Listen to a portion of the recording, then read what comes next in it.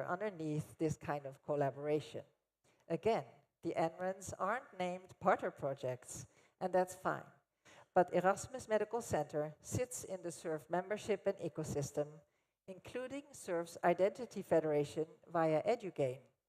And on the Bangladesh side, BDREN operates an Identity Federation that also connects via EduGain. And I really want to mention and give credit to Jean here. I don't know where Helga is, but EduGain is, of course, part of the Jean community's work, and one of those pieces of infrastructure that rarely gets applause, but quietly makes trusted collaboration across borders easier for the purpose of education and science. And that's the enabling condition. People can collaborate across institutions and using trusted identities without having to build one central system. So again, knowledge moves. It gets tested in a different reality, and it comes back sharper. And in this case, it can land directly in decision-making. Next slide, please. Now, maybe some of the network people in this audience are thinking, Karen, those are water, climate, and medical stories. Where is the network in your story, or the GXPs that you usually like to talk about? Well, that's a fair question, but here's my answer. In modern R&E collaboration, the network layer is often invisible precisely because it works, when it works. Because the moment it doesn't, collaboration slows, trust becomes harder, security gets riskier, and participation unequal. And the playing field tilts towards whoever controls the center. And the reason GXPs and NRENs matters in a world like this is not just bandwidth. It's not about bandwidth. No, they also embody a governance model, mission-driven, community-governed, neutral, designed for interoperability, and designed for long-term trust, with the goal of making science and education shine and possible. And that governance model protects the routes of knowledge that I started with, and it matters especially in a diverse region like the Asia-Pacific, because if you care about respecting diversity, you should care about federation. And if you care about resilience, you should also care about federation. And if you want to avoid being trapped in a single dependency, you should all care about federation. But if we want federation to survive, it cannot just be an architecture. It has to be part of the culture. Because the most impressive thing about this GREN world is not a single network or a single exchange point. It is that most of the time we behave like a community. We show up for each other. We share practices. We coordinate outages. We share security lessons. And we solve problems across borders because we know that we are all stronger together. And we do it while respecting that partners operate under different constraints: political, financial, cultural, legal, geographic. And that is not trivial, it is a global achievement. And I think it's worth celebrating. Next slide, please. So let me close with this. The most valuable thing that we have built in our global R&E network world isn't a single network or a single exchange point. It's our habit of cooperation. So my call is simple: build federation, protect neutrality, and keep showing up. Because staying connected depends on a federated, open infrastructure and foundation that we all build and protect together. And because staying connected in research and education remain open across borders, across time, and across differences. Thank you. Next slide, please. Just for the finish. Yeah. Thank you. Thank you. Well, I think it was good that I spoke a little less than half an hour because of the time constraints. Thank you so much.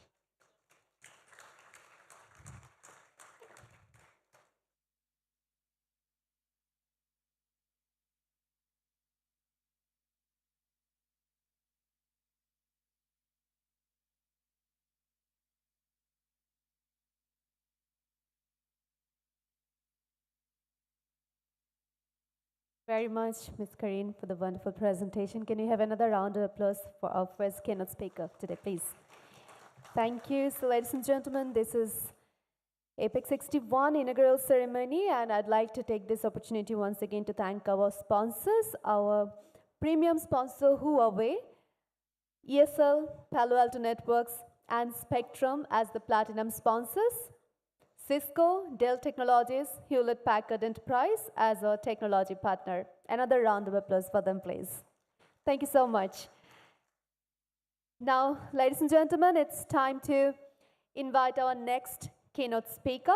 We have with us Dr. Azreen Karim, Senior Research Fellow, Bangladesh Institute of Development Studies, BIDS.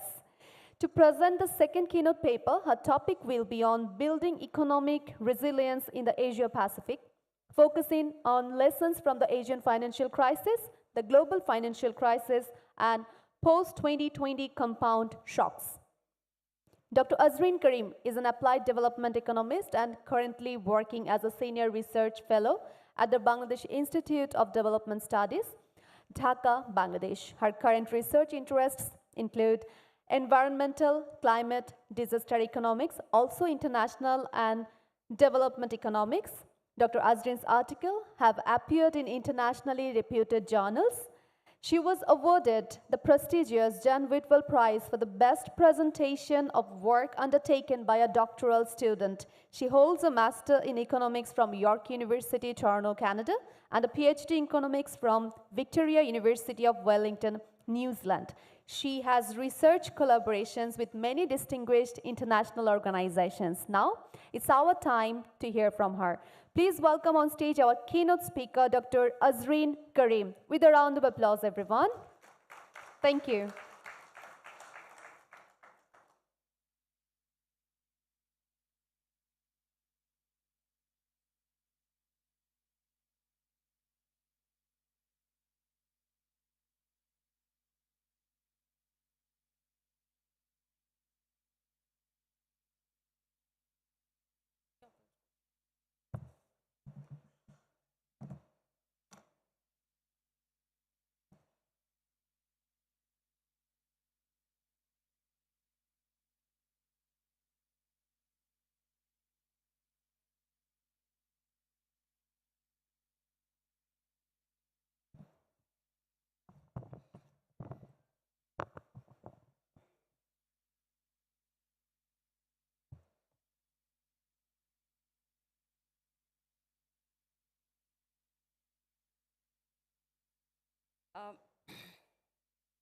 Distinguished colleagues, researchers, policymakers, and friends from home and abroad, Assalamu alaikum and good afternoon, everyone. The title of my topic today for the keynote speech, as you are seeing on the slide, is Building Economic Resilience in the Asia-Pacific, Lessons from the Asian Financial Crisis, the Global Financial Crisis, and post-2020 compound shocks.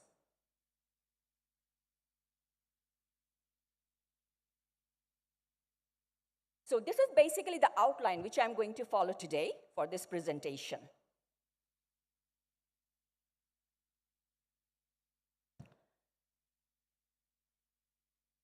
Building economic resilience in the Asia-Pacific.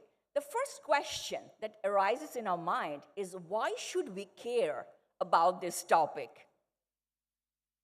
The recent economic rise of Asia and the Pacific is often portrayed as a modern phenomenon, yet it is, in fact, the re-emergence of a historic global economic powerhouse. 2 centuries ago, the Asia-Pacific region accounted for nearly 56% of global economic output. That share declined sharply during the colonial and post-war periods, reaching about 16% by the 1950s. What we have witnessed in recent decades is not a sudden miracle. It is a structural return powered by trade liberalization, regional integration, and connectivity. Since the 1990s, frameworks such as APEC and ASEAN have fostered lower tariffs, expanding intra-regional trade, and the leveraging of a vast manufacturing base. Today, Asia-Pacific economies account for more than half of global goods trade and contribute nearly 2/3 of global economic growth.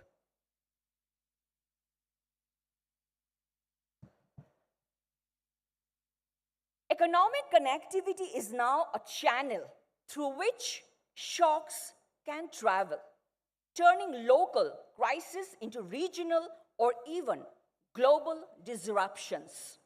Therefore, in this keynote, the question we ask is, how has crisis management in the Asia-Pacific region evolved over the past 3 decades?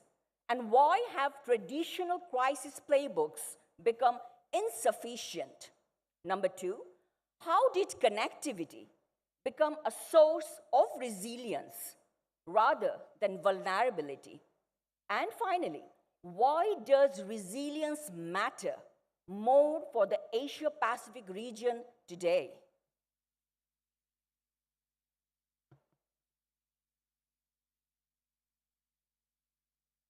So, ladies and gentlemen, the first crisis that we are going to highlight here is the Asian financial crisis, which happened during the time period 1997 and 1998.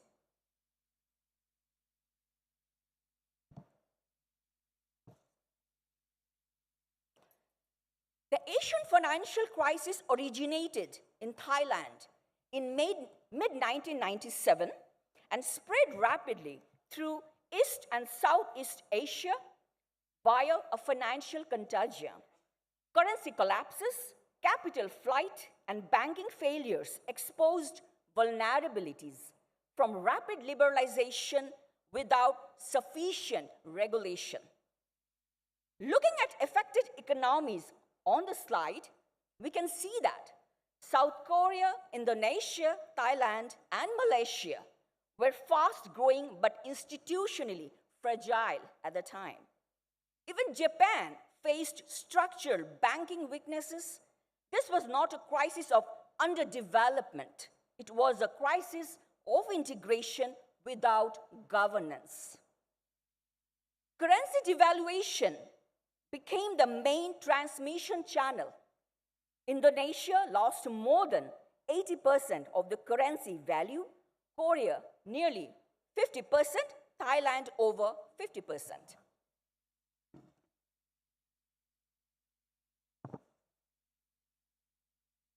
Yet, economies with managed exchange rates or stronger institutions like China, Hong Kong, and Singapore experienced far less damage.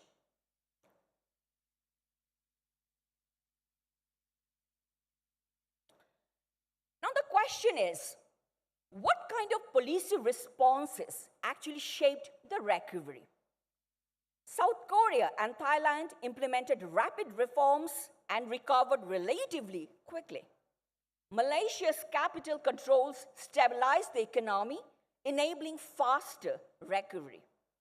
Indonesia, with weaker institutions, faced deeper social and political consequences. Connectivity without governance amplifies shocks, but connectivity with institutional strength can absorb them. That was the lessons learned after the crisis.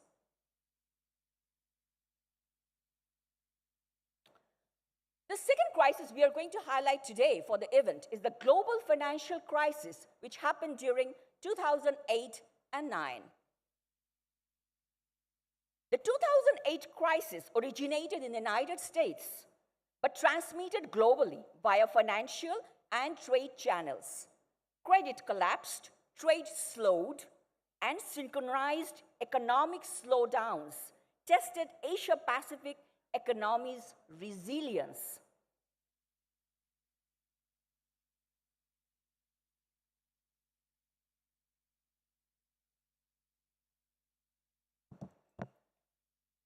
Considering the GDP and recovery patterns, we can see on the slide that China used to hold around 4.6 trillion in 2008 with a 9% growth, and today which became around 17.7 trillion with a 5% growth. Rapid rebound due to massive 4 million renminbi stimulus. Comparatively, Japan, with a $4.9 trillion in 2008, with a 1.3% growth, with a stagnation today, structural rigidity slowed the recovery. South Korea, Indonesia, Thailand, and Malaysia used a mix of devaluation, fiscal stimulus, and banking support. Flexible policies and domestic demands were buffers. Comparatively, Singapore and Hong Kong, they were small open economies and which required rapid interventions to maintain trade and financial stability. So what are the lessons learned from this crisis which happened in 2008 and 9? Currency stability is no immunity. Structural factors matter. Policy space enables rapid response. Devaluation supports exports, but must be paired with broader reforms. Domestic demand and financial regulation acted as buffers. And rapid targeted interventions are critical, especially for small economies. The 2008 crisis, that time actually demonstrated that timely stimulus, flexible policies, and strong domestic buffers actually determine resilience.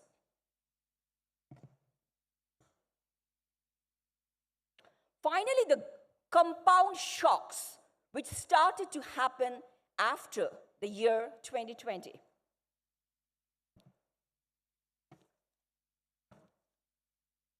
In the post-2020 period, the Asia-Pacific region faced overlapping shocks. For example, the pandemic, climate risks, supply chain disruption, technological changes, and geopolitical tensions. In Japan, for example, we can see that contraction is slow recovery due to demographic constraints. For smaller climate vulnerable economies like Bangladesh, Pakistan, Cambodia, Laos, Myanmar, and Nepal, who had actually faced constrained resilience due to fiscal and institutional limitations. Thailand and Vietnam, what happened there is tourism and trade dependency helped them a bit of to recover from the crisis later on, though. Diversification and exports drove the recovery pattern. Even in China, slowdown was observed to approximately 2 to 2.2% in 2020, with a 5.2% recovery in 2023, although moderate climate risk and strong fiscal and industrial support.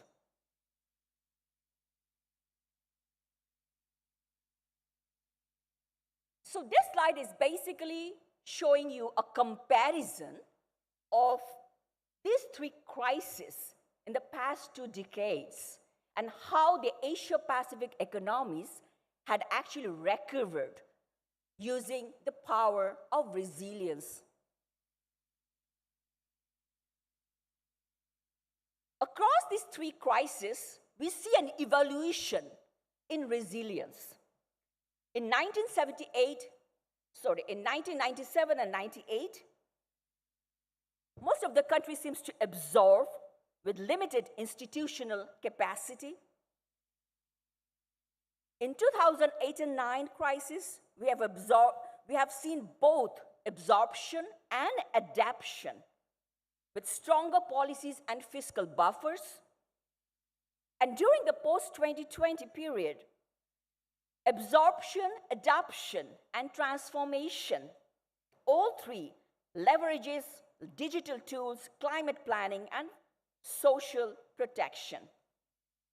So therefore, Resilience is cumulative. Lessons from the past inform better policies today. Complexity of shocks is rising, making anticipatory and inclusive planning, which is essential.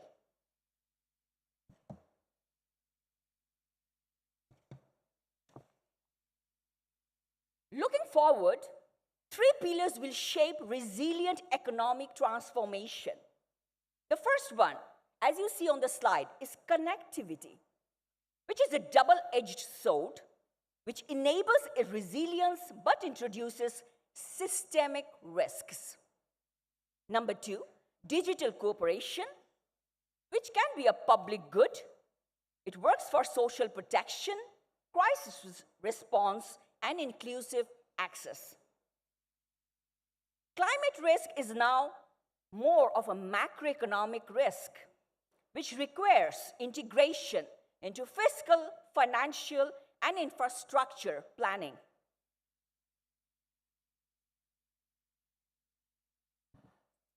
So, ladies and gentlemen, how APAN could work as a regional resilience platform.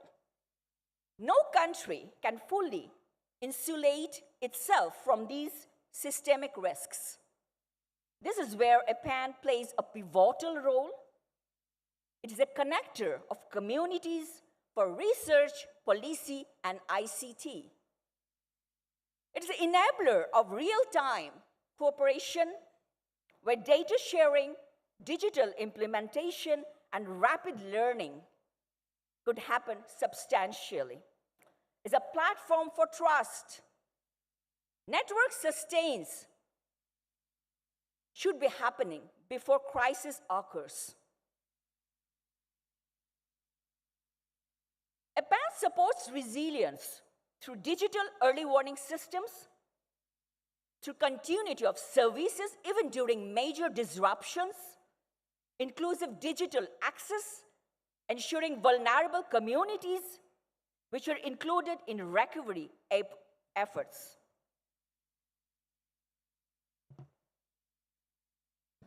So what are the key highlights of today's presentation? We have seen what happened during three major crises in the Asia-Pacific region. And the Asia-Pacific's journey across 3 decades of crisis teaches us resilience is institutional, cumulative, and adaptive. Connectivity, integration, and policy space are sources of both strength and vulnerability. Future resilience requires anticipation, digital cooperation, and climate-informed planning. Regional platforms like APAN are critical to turn lessons into coordinated action. By investing in institutions, connectivity, digital networks, and climate-smart infrastructure, we can ensure a sustainable, inclusive, and resilient Asia-Pacific for all. These are the few references I have posted out in the slide, if anyone wants to get in touch. So thank you very much for your kind attention. I would like to thank APAN and BDREN and UGC for providing me this unique opportunity to showcase my work and thought about the regional cooperation and connectivity in front of such a distinguished audience. It's a lifetime opportunity for me, an honor. Thank you very much to you all, and thank you for being such an attentive listener. Thank you very much.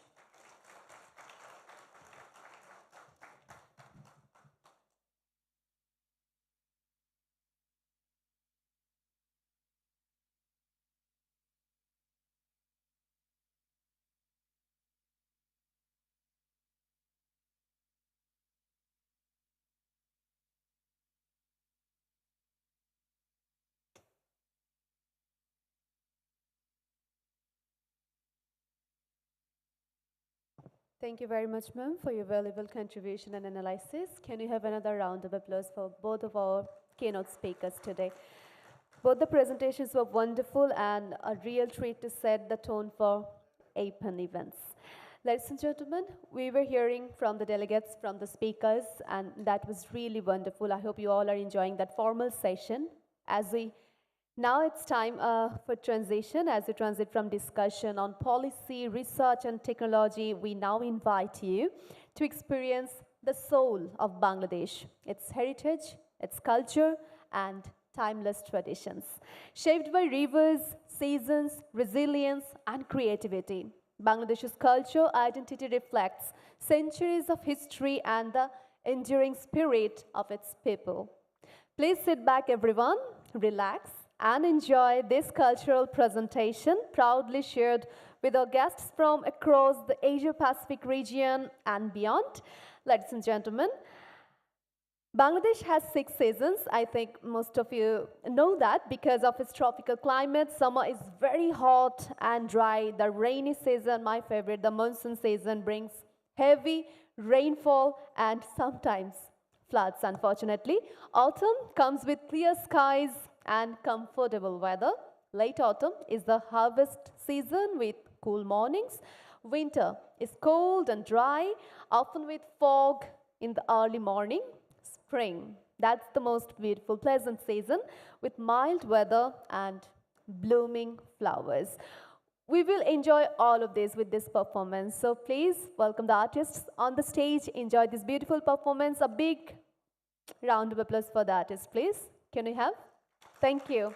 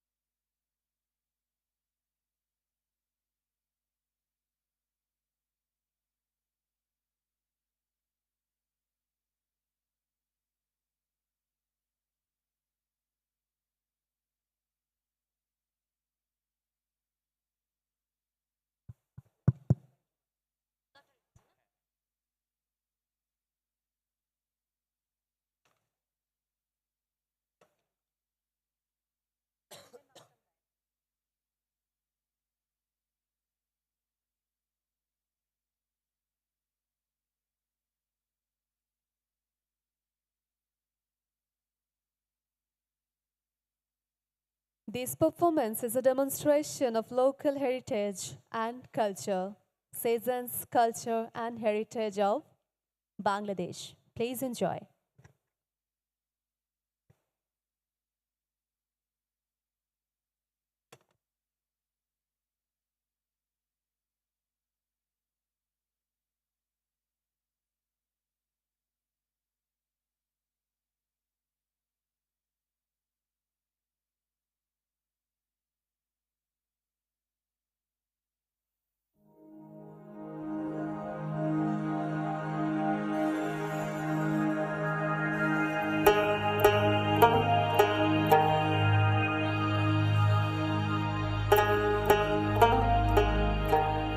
বেলাদি প্রহর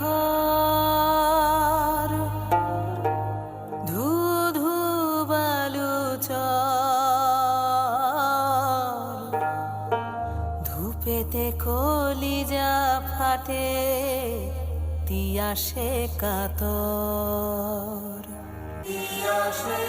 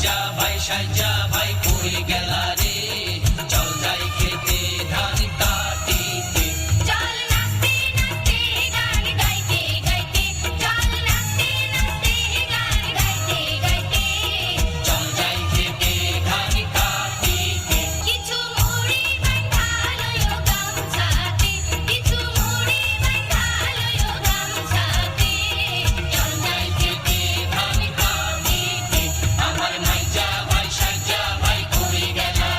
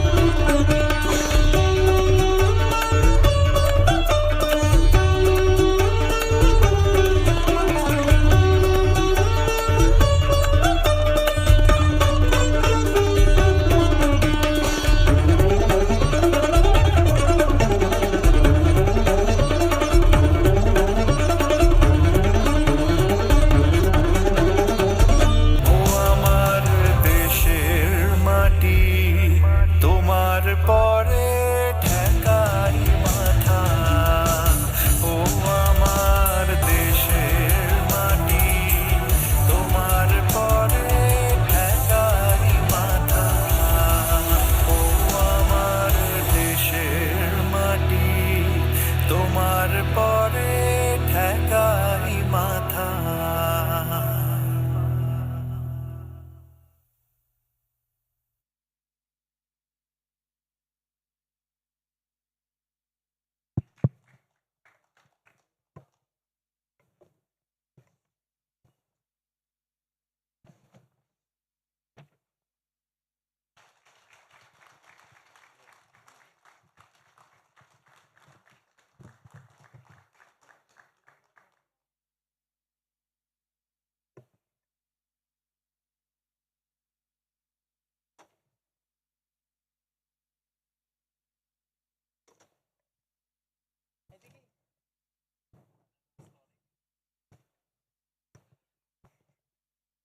A beautiful presentation by Nrittalok Cultural Center. Can we have another big round of applause for the dancers, for the performers, please?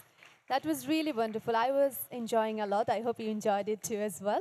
Ladies and gentlemen, with that, we are almost at the end of today's program. For the concluding speech, vote of thanks, now I'd like to welcome on stage Professor Mohammad Tanzimuddin Khan, PhD, member of Biderand Trust and member of University Grants Commission of Bangladesh. Please welcome.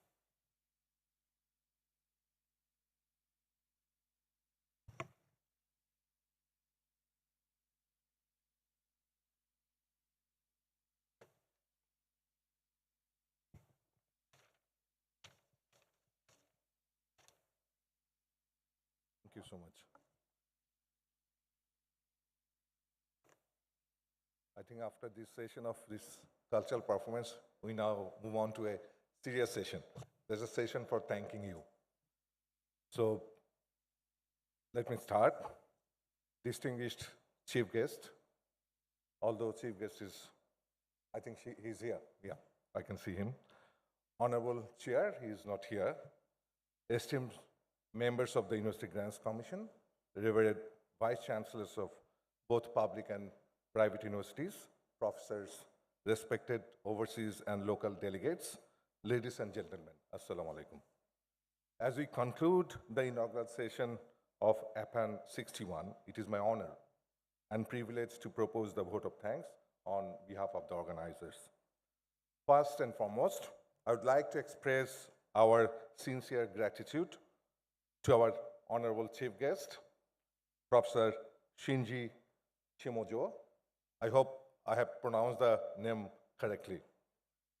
Chair of APAN, for graciously accepting our invitation on short notice and for delivering such an inspiring and insightful address.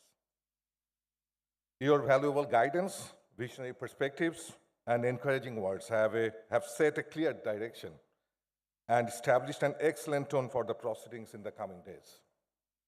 I would also like to extend our deep appreciation to the chairman of the UGC, Professor Dr. S.M. Fayez, who is absent now, for his leadership and prudent guidance as the chief advisor of the APAN61 Advisory Committee in planning the entire event with clarity and distinction. We gratefully acknowledge the presence and continued support of the honorable members of the UGC, honorable vice chancellors from our public and private universities, and the representatives from the World Bank. Your constant support, particularly through the Higher Education Acceleration and Transformation Project, which is called HEAT in brief, plays a vital role in strengthening Bangladesh's research and education ecosystem. Our sincere thanks go to our distinguished keynote speakers, Dr. Azrin Karim, Senior Research Fellow at the Bangladesh Institute of Development Studies, and Ms. Karin Hossel, Product Manager at SurfNet, for sharing their valuable insights. Their contributions have enriched, I'm sure, the inaugural session and provided important context and inspiration for our future discussions. We'd like to express our deep appreciation to the APAN leadership, APAN board members, members of the program and technical committee, working group and special interest group chairs. Their continued vision, leadership, and dedication have been instrumental in strengthening APAN as a premier collaborative platform for research and education networking in the Asian Pacific region, enabling APAN61. I also want to acknowledge the advisory committee of APAN61, comprising the honorable members of the Board of Trustees of BDREN and the HEAT project director.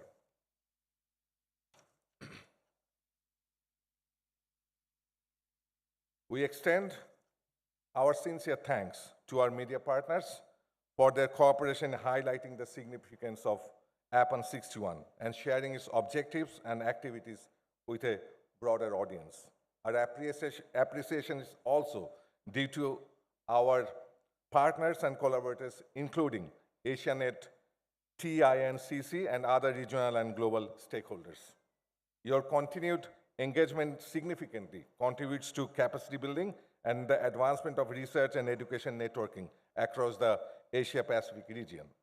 I want to especially thank the joint host institutions, the Bangladesh Research and Education Network, BDREN, and the HEAT project again for their tireless efforts and unwavering resolve in hosting APAN61. We commend the entire organizing team, including the technical, administrative, logistic teams, and also I think the cultural team. You have already seen their performance. You must be very happy to see that. For their meticulous planning and hard work in ensuring a smooth inauguration of this prestigious event. As we move forward to the upcoming sessions, we are confident that APAN61 will foster meaningful exchanges of ideas, strengthen skills and capacities, and pave the way for new collaborations and shared milestones within the research and education networking community. With these words, I once again thank you.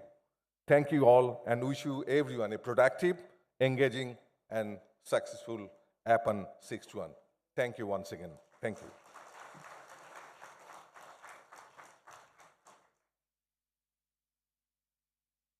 Thank you very much, sir, for such a kind speech, for acknowledging everything and everyone, ladies and gentlemen. Before we officially conclude, we want to once again express our gratitude, sincere appreciation to all of our sponsors and partners. Once again, let me introduce to our premium sponsor, Huawei, platinum sponsors, ESL, Palo Alto Networks, Spectrum, our technology partners, Cisco, Dell Technologies, Hewlett Packard Enterprise, gold sponsor, TNCC, Taylor and Francis Group, silver sponsors, Epnic, Bracknet, Emerald Publishing, Convey, iTech Energy, Permit Deny, Sage, System Technology, Hamida Traders Limited. Horion BD as our facility partner. Thank you once again. Ladies and gentlemen, this brings us to the conclusion of the inaugural ceremony of APAN61. We are confident that this time, APAN61 will foster meaningful dialogue, strengthen institutional capacity, and advanced regional cooperation in research, education, networking. Thank you very much for your presence once again today and for your valuable support. We wish you all a productive, engaging, and inspiring APAN61. We do invite all of you for delicious lunch. Ladies and gentlemen, for lunch, I'd like to request members of UGC, directors of UGC, and all vice chancellors, APAN chair and secretary to go up to the 16th floor, and all the other delegates requested to have lunch with us on 15th floor. Please enjoy lunch, enjoy the mingling session, enjoy your day. Have a very good rest of the day ahead. Assalamu alaikum. Thank you very much once again, everyone.